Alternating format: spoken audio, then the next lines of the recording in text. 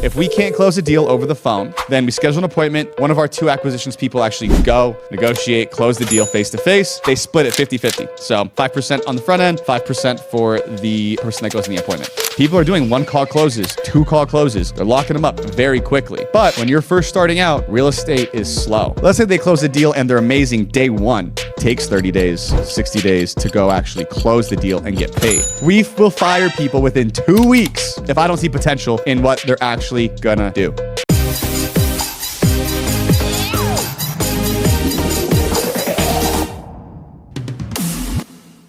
Yeah, guys, today we're going to talk about just really how to use and scale with leverage, right? So understanding what leverage is and actually build true passive income like we've been talking about with Cashflow 2.0, right? So who am I? You know, again, COO here at Pineda Company. Most of you guys already know who I am, so I'm going to breeze through this.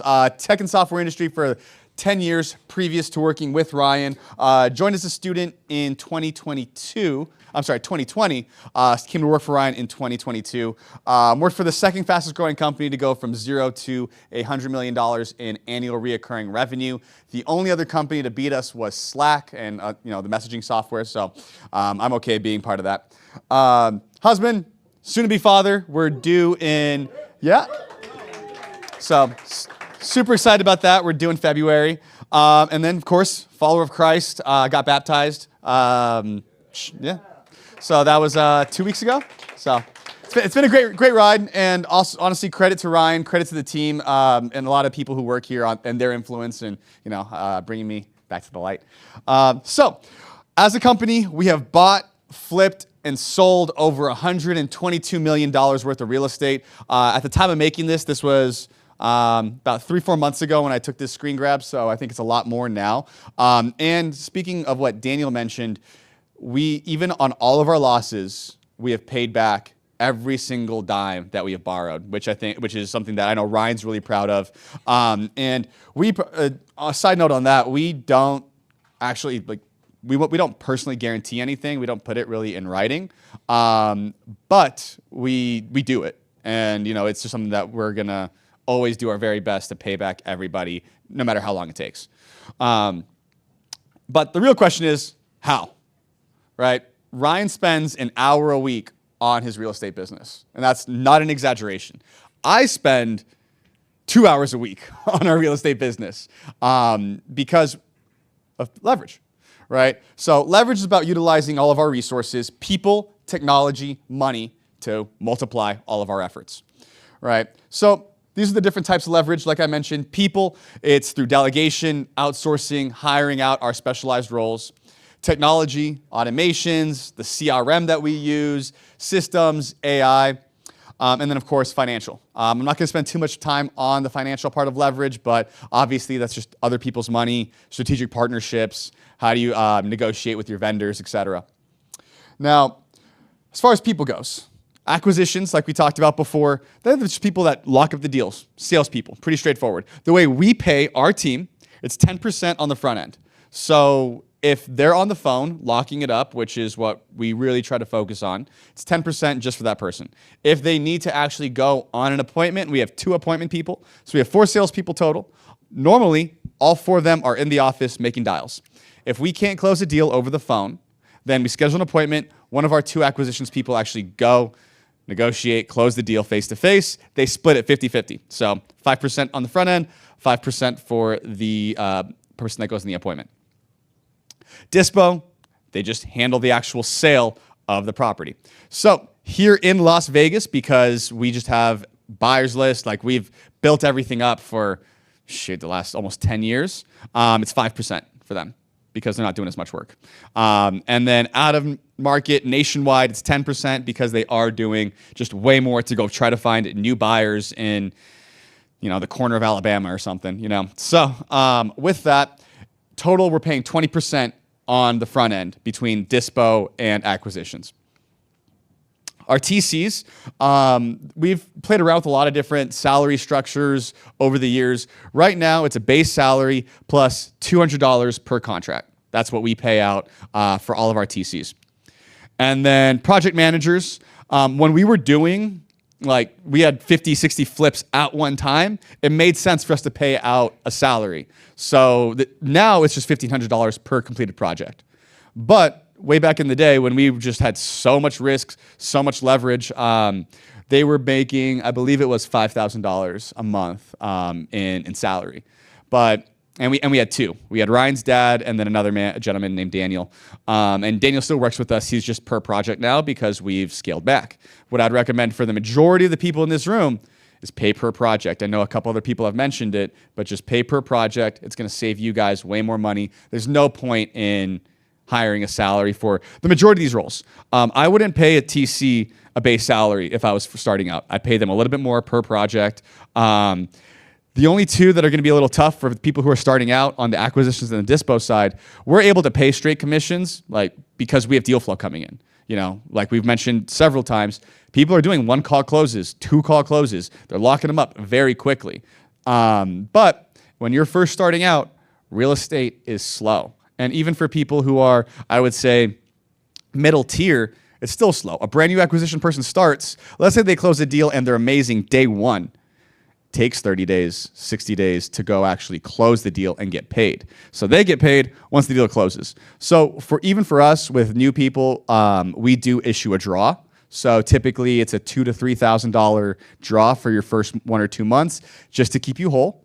For those of you guys who don't know what a draw is, essentially it's a front. We're fronting you cash for your first 2 months that we expect to be paid back once the deals actually close. Make sense? Cool. So this is our total Pineda Company empire today.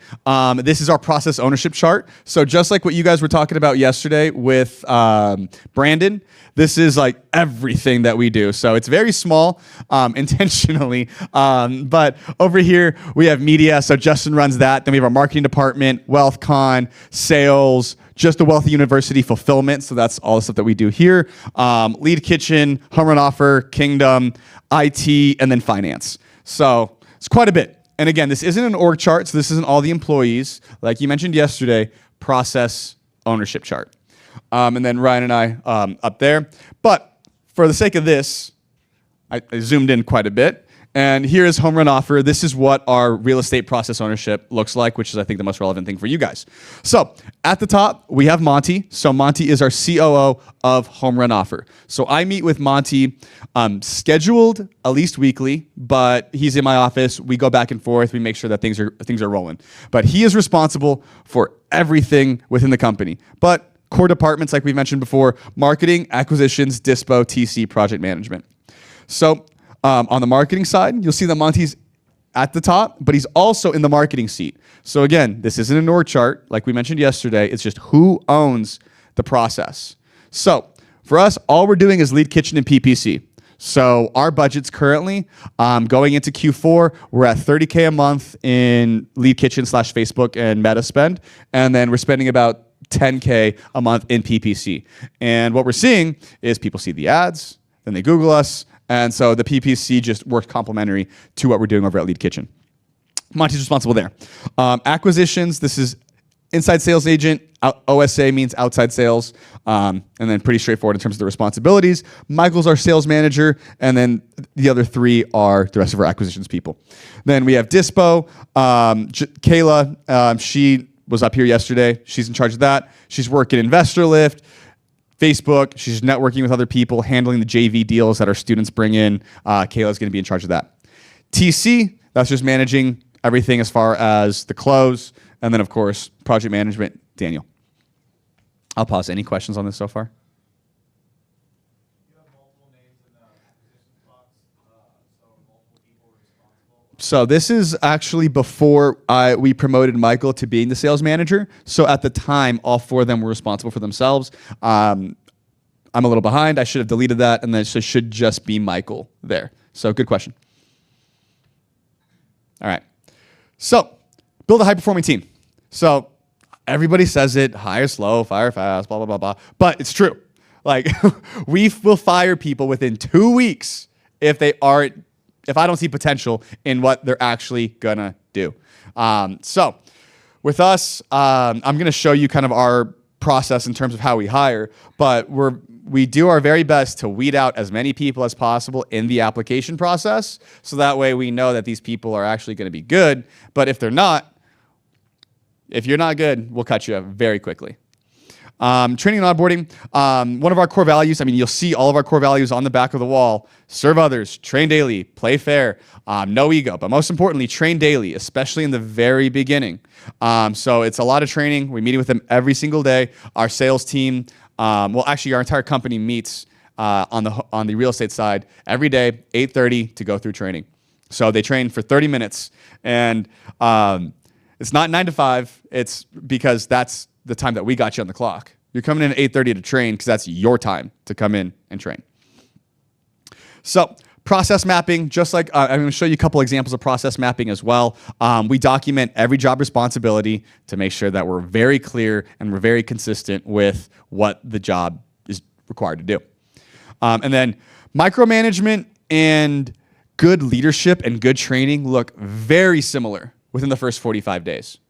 So if you set the tone very early on of you're going to be in, I'm going to be listening to your calls. I'm going to be course correcting you. If you do that in the very beginning, you're not going to have an issue with micromanagement. The problem is when you hire somebody, you hope they're going to do good, and then we're 30 days in, like, dude, why the heck aren't they figuring it out? Then now you got to sit down and be that micromanager.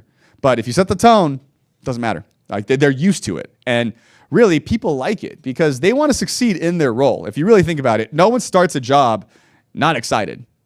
Everybody is excited when their first day of work because they want to come in and do well. So it's our job as leaders to provide the right tools and frameworks to make sure that they can go be effective in their position. So again, have you ever, I know for me at least, I've definitely fired people and wondered, hey, was it me or was it them? Right? And the way that I've been able to, reason with this is, did I do everything that I possibly could to make this person successful? If I did, if I gave them the right tools, if I gave them the frameworks, if I gave them the right process maps and the right, again, tools to go do their job, and they still failed, all right, I can live with that. And another note is, regardless, let's say 3 months down the road, and you have this thought, and you're thinking, hey, man, did I fail them? And if you did, you still got to fire them because they're too far gone at that point, to be transparent with you guys. So regardless, if they are not performing, it doesn't matter whether or not you failed them or they just failed themselves. You still have to let that person go regardless of the situation. So this is how we hire over at HRO. So number one, predictive index. They talked about it yesterday. It is the most accurate personality assessment there is. And with DISC, the other ones, you actually can't make hiring decisions based on them legally. If you do, and somehow the candidate finds out and they're lame and they try to sue you, they'll win. With the predictive index, it is the only hiring tool that you can actually make hiring decisions based off of without being in trouble for discrimination. So that's something that's pretty good for us. So best sales profiles, once you actually use it: persuader, promoter, captain, collaborator, maverick. If you guys haven't taken the predictive index, that doesn't mean anything to you, but it's basically their version of their personality things. If they do not have one of these 5, I don't even call them. So they have to go through the predictive index first before we even reach out. Right? Then phone interview, I call it the vibe check. It's just, I'm reviewing compensation right away. I used to hate when I was a W-2, like going through an entire interview process and then just to figure out that doesn't line up financially. So same thing for them. I want to make sure we're on the same page as far as expectations, goals, and then skills assessment. The most important thing that you can do for your business is create some sort of skills assessment for the roles that you're hiring for. If it's a salesperson, it's super easy. Like, I just give them our script, and then we're going to do a fake phone call. Admins, I will have them organize data. Marketing, also super easy. I'm looking at, if it's an email copywriter, send me your previous work, send me your previous landing pages, that kind of stuff. And if you don't have one of these, go ask ChatGPT. It's so easy. You submit all the things that you want this person to do. create a skills assessment for me, please. And it'll pop it right up, and you have something to go. No one has any excuse in this day and age for knowledge. It's extremely easy. So once we take care of the phone interview, skills assessment, like I mentioned, what I do is, hey, like I will give them, especially for salespeople. For anybody else, I won't do this, but I will give them the skills assessment, and I say, hey, you follow up with me when you feel ready, because I want to see their follow-up skills. With like a admin or somebody else, like I'll schedule the next call. But if it's a salesperson, I want to see if they are actually going to take initiative. There have been times, and I don't always recommend this, but there have been times where I intentionally don't follow up with them just to see if they're going to reach back out to me. That's mostly if I'm kind of iffy on the person anyway. And then the in-person interview, I always recommend in person. With that being said, before I worked for Ryan, that company that went from $0 to $100 million, we had 900 employees, no office. So can it be done? Absolutely. But those are some really smart people. Personally, it's a lot easier to be in person and hold somebody accountable when I can like look on their computer screen and I can listen to their phone calls. I can see if they're actually working. So can it be done at a high level? 100%. Is it way easier to have people here in person? 1,000%. So for the majority of you guys, I would strongly recommend in person. It helps with creating culture and accountability. This is an example of our handbook. It's just a Google Doc. So there are great tools. You know, there's Trainual. You can have them go through Kajabi, all this stuff. But this is just like, it's a Google Doc with a bunch of links. So this is actually pulled from our Wealthy Investor / Wealthy University sales handbook. But to break it down, so we always have our core values listed at the very top. We're very serious about it. Every quarter, I look at all of our employees. Do they match the core values? Do they fall out of alignment? This is also why a lot of our partnerships have failed, is because somebody at some point fell out of alignment with our core values. But I went ahead, I took our core values and I slightly tweaked it for sales. So this is our sales training handbook, basically. So from there, I just got like our products, directory for anybody who's new, closers, like all the stuff that they're gonna need, their expectations kind of got cut off down here at the bottom, very basic SOPs, scripts, the KPIs that they're gonna be held to. Again, at the end of the day, you wanna know whether or not they can win, or they wanna know how to win in their role, right? So what am I gonna be held to? What do I need to do day in, day out to make sure that I'm gonna be successful? Then of course, rules of engagement is very important for sales. Like, hey, how long does somebody own a lead? If something happens, do I split the commission? All this dumb crap that happens with salespeople, especially when you have multiple. Where once it's clear, it stops people from being super snaky. They can't. It's like here are the rules. That's it. Dead. Gone. Move on.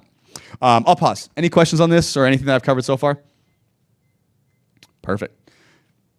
So, like we talked about previously, what is a process map and how do we actually use it in practice? So they get the handbook and they also get a process map of how to actually do the thing that they need to do for their role. This is an example of our lead qualification for real estate at Home Run Offer.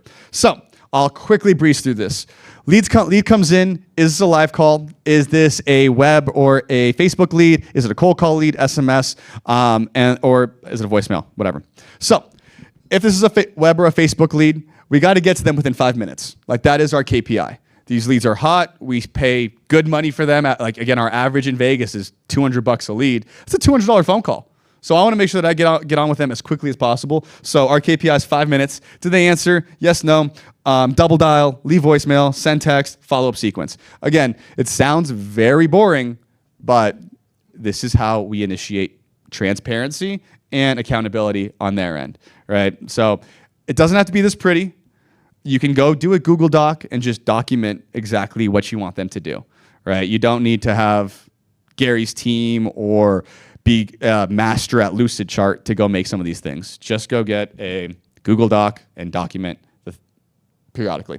So from there, it's just pretty straightforward. I won't spend too much time on it, but I just want to hit home the importance of having some sort of documentation to hold your team accountable.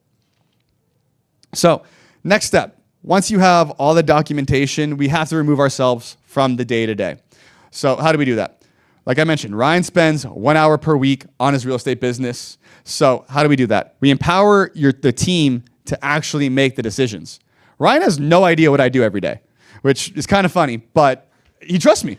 Like, because number one, you have to dedicate a track record of success, most importantly, right? And the way I've seen this done, I stole this from Dan Martell. So it's like, hey, there's 3 columns.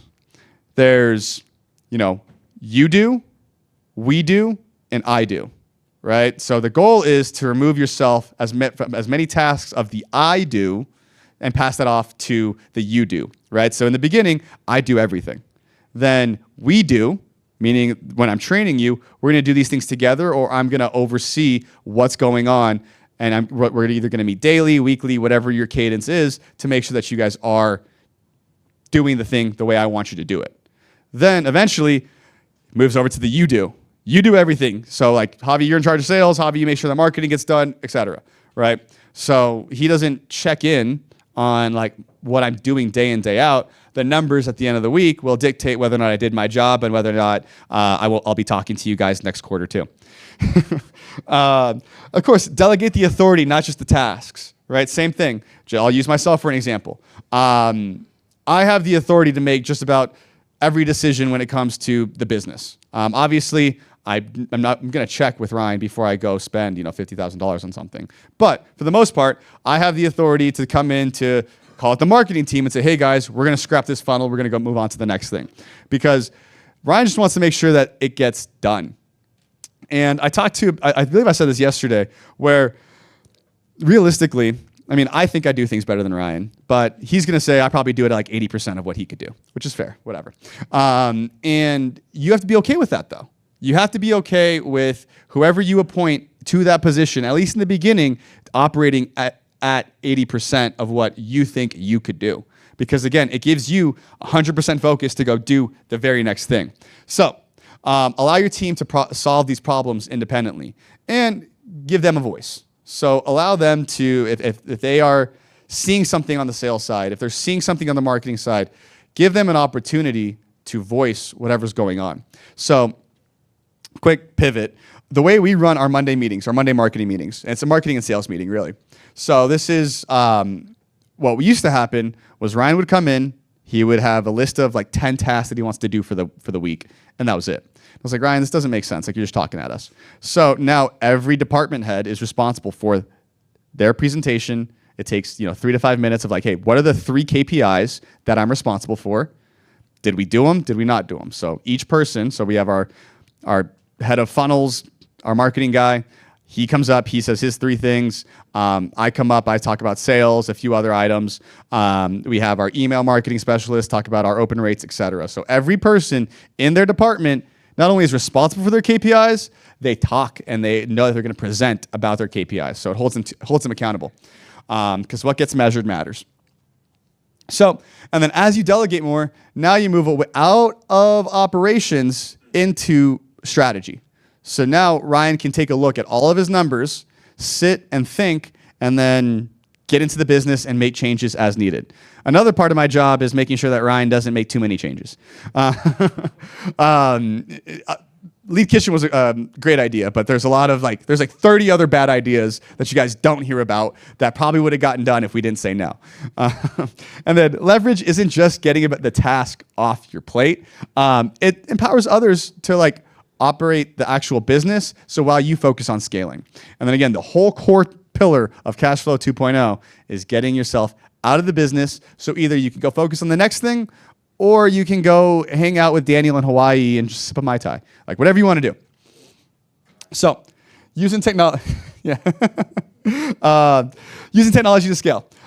AI, so we are testing right now calling with AI. I'll let you guys know next mastermind how it went. We're doing this big rule. You can only do this for inbound leads. So you can't have your AI go out and cold call. And this is actually relatively new. So President Biden had a campaign when he was still running. AI cloned his voice. And so they raised $65 million with him outbound cold calling everybody. FTC did not like that. So they passed a bill in 60 days to outlaw outbound cold calling. So as you guys know, the government moves really, really slow.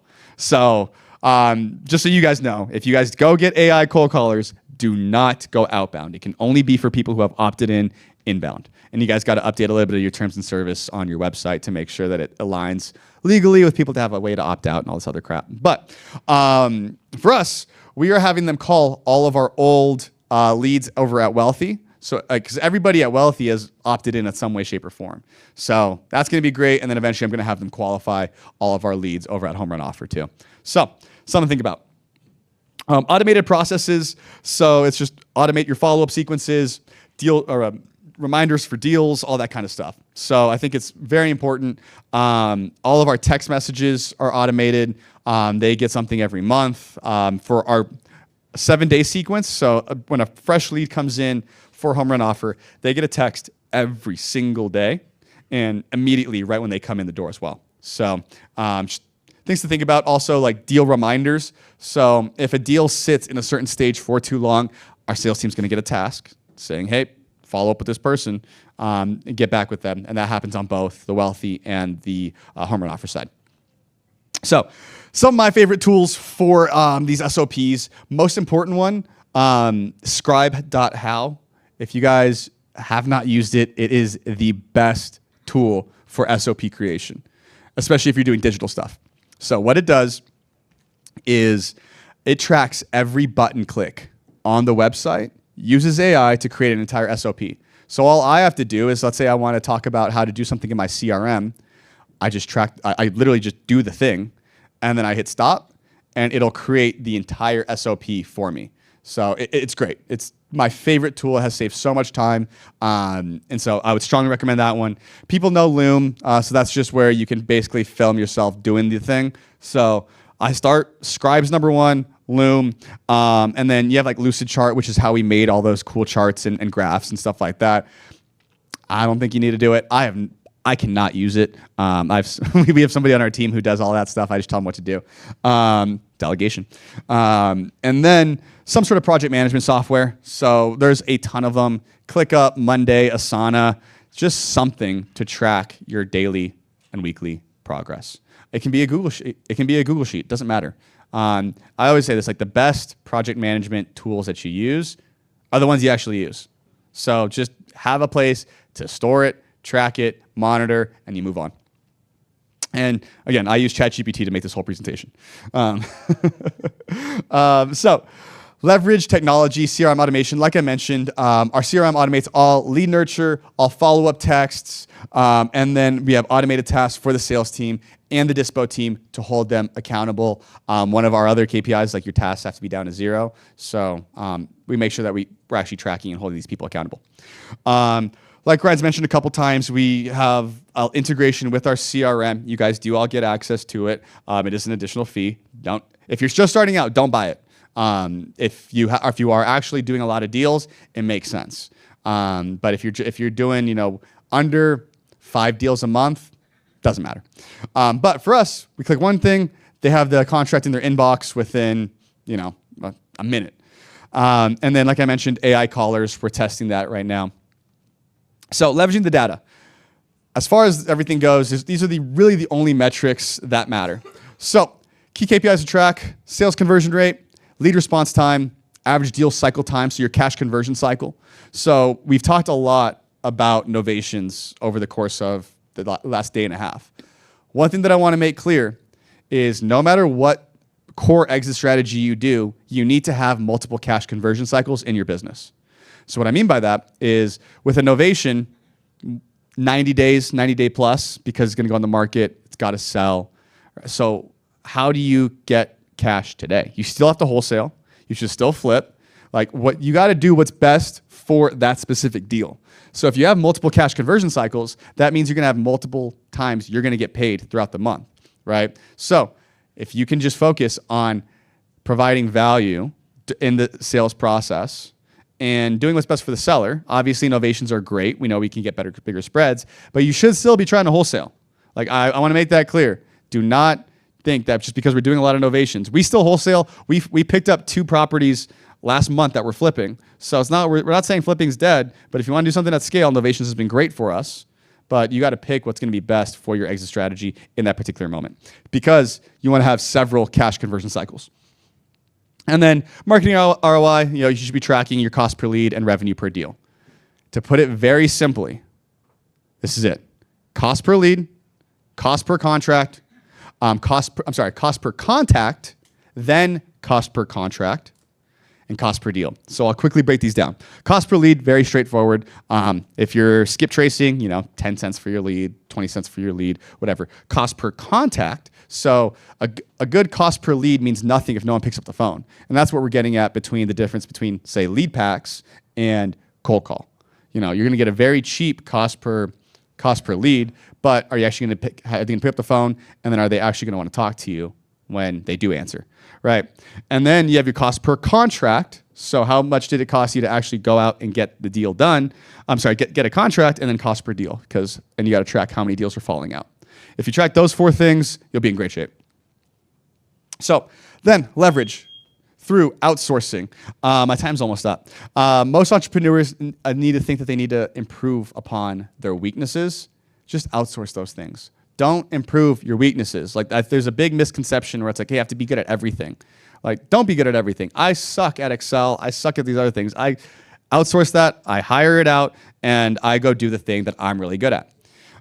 So how do you do this? You work with agencies, us, marketing agencies, sales agencies, tax bookkeeping agencies. Just outsource the stuff, and it's going to be cheaper than you going out. As long as you pick a good one, it's going to be cheaper than you trying to go hire somebody and try to build out a process internally.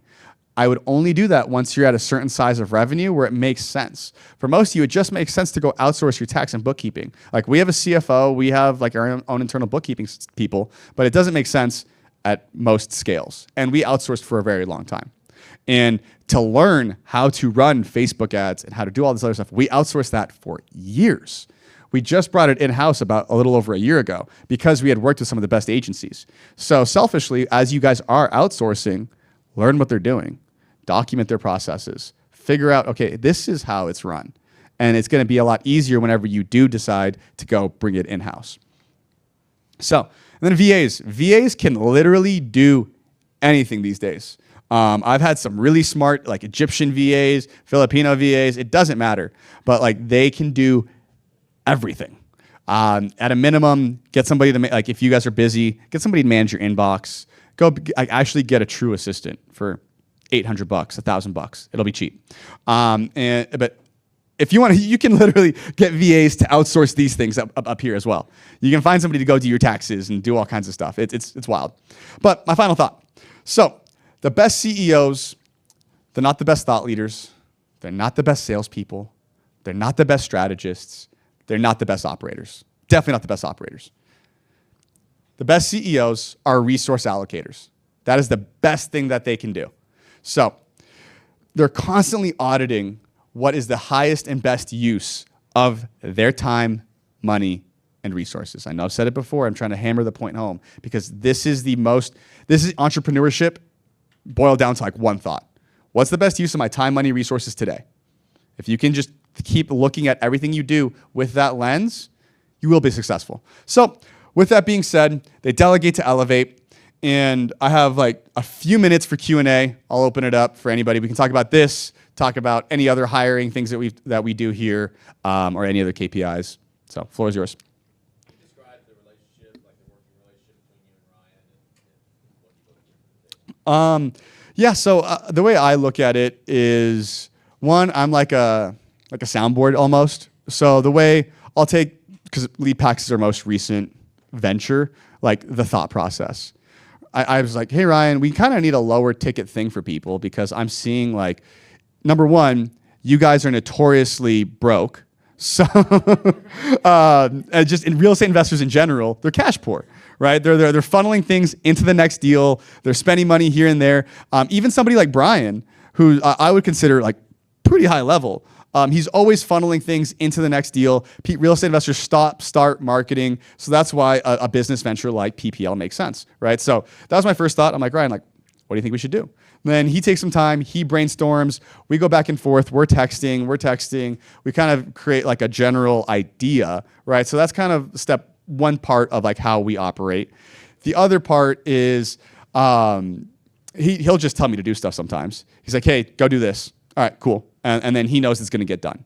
So I'd say it's probably like 50% brainstorm, just have another person to like think through ideas and like how it can actually get done. I'd say it's 10 to 15% just go do this. And then the remainder is me managing certain types of things and then reporting back information to him so he can make decisions. So I would say that's the majority of like how we operate. Another thought too, don't just go hire a COO right away. Make sure that you guys are like make him an ops coordinator, or they don't give them so much seniority and responsibility before they're at COO status and level. I think that's a big mistake that a lot of people make. I hear it a lot sometimes. I need to hire a COO. No, you need somebody to go do your operation. I agree, but it doesn't need to be a COO. So yeah, that's kind of how we operate. What else? What percent of your guys' revenue goes to your sales team versus your marketing versus your operations, technology? Yeah, so on our real estate business, 10% goes to sales team. We don't truly have percentages in terms of marketing. The general rule of thumb is if we can keep it below 25%, we're in good shape, marketing-wise, right? And then operations, finance, those kinds of things, they're kind of fixed costs, so we don't delegate like a specific percentage to it. But our personal goal is we want to operate at a 40% margin across the board. So if we can do that, we're in really good shape. Not saying we do it every quarter, sometimes closer to 35, but as long as we're not dipping below 30% margins, everybody's happy. Anything else? What's your tech stack look like? Tech stack, he asked. Go High Level is the framework for our CRM. Asana for media, project management, all that kind of stuff. Let's see, Rippling for payroll and software. I don't think you need that. I think my favorite startup one is Gusto. If you guys want to have like a nice looking, very easy to use type of payroll software, Gusto's great. Don't use ADP. ADP's terrible. Yeah. Let's see, what else do we use? For the media team, Adobe, they use some AI tools to help them like pick podcast clips. They don't like just use that. They use Opus AI. Let's see, Google Suite, Slack. That's pretty much the extent of our tech stack. All right, cool guys. Well, next person I'm going to bring up, another young guy. He's 23 years old. He's been absolutely crushing it. He's somebody who I've just seen like blow up over the last, like year and a half. I think he said he's done over 80 deals over the last 2 years. So cranking. And like I said, only 23 years old, very small team. Let's bring up Jordy. Give him a round of applause.